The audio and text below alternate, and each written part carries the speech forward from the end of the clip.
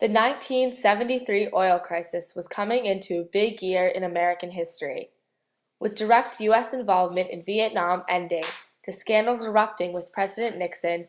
1973 was a changing time. There was lots of political turmoil. There were lots of advancements made in the space program. There were lots of fads.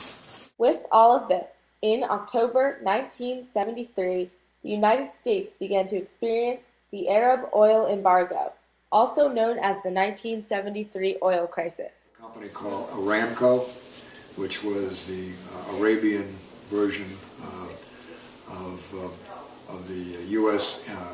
Investments.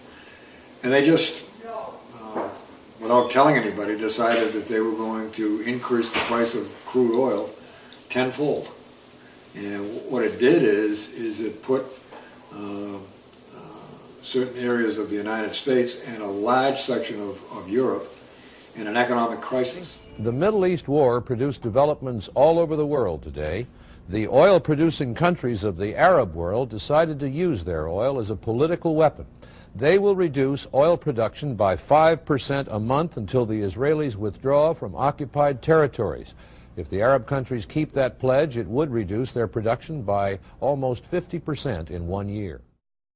The Arab oil embargo was an economic retaliation to the U.S. resupplying Israel after an attack by Arab nations on the Jewish homeland. We as a country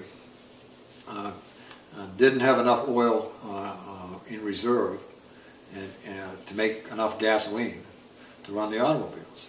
And the price of everything was going up so fast that nobody had enough money to pay for it. So you ended up with a situation where there wasn't enough crude oil being refined to run the cars in the country, and so for a period of time you were only allowed to buy a limited quantity of gasoline. But the oil from Elk Hills would only amount to about a third of that we now get from the Arab states. The situation would still be critical and would probably result in rationing of gasoline and fuel oil in this country. Don Oliver, NBC News, near Los Angeles. Shortages. There were all kinds of lines to try to get gasoline. There was no gas. There was no home heating oil. The federal government got involved in rationing. Lines were, a couple of miles long into the gas stations, and then gas stations would all of a sudden put out the sign that just says, "No more gas." Everybody's budget was affected by it. And if you lived in New England and you heated with home heating oil, your bill went up 10 times. That's a big number. During the 1970s, a shift in a woman's role occurred. A woman could be something more and have a career instead of just staying home with the family all day. But in 1973, this was still a very traditional family role time period, where a husband worked and a mother and wife stayed home to raise children. Economic stress due to the embargo helped women go to a more career-like path in order to have two incomes for a family. So my days were spent taking care of children, taking care of a house, and so by the time I was 39, and that was still probably in the late 70s, I knew that I wanted to go out and get a job. And that was always a bone of contention in the beginning with Grampy, because he still felt strongly that he was the provider and the worker. I was the one that should be staying home, but yet by that time, in that stage of my life, I was ready to be and do something myself also, as well as being a mother. We did what we had to do.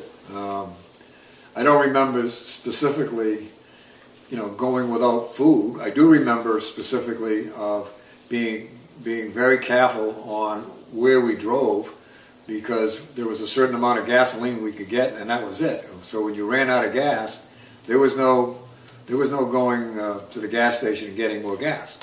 Yeah. It also precipitated the phenomenon of carpooling. But I think I was so preoccupied with children and family, and that really didn't make an impression on me. Everything that got shipped by truck, the cost of everything went up. It also became fashionable to conserve energy, and fashionable from a national sense. And so people stopped putting Christmas lights up because it was sort of saving fuel for the rest of the country. So it was a very serious event. It was a very significant event in the United States and throughout Europe.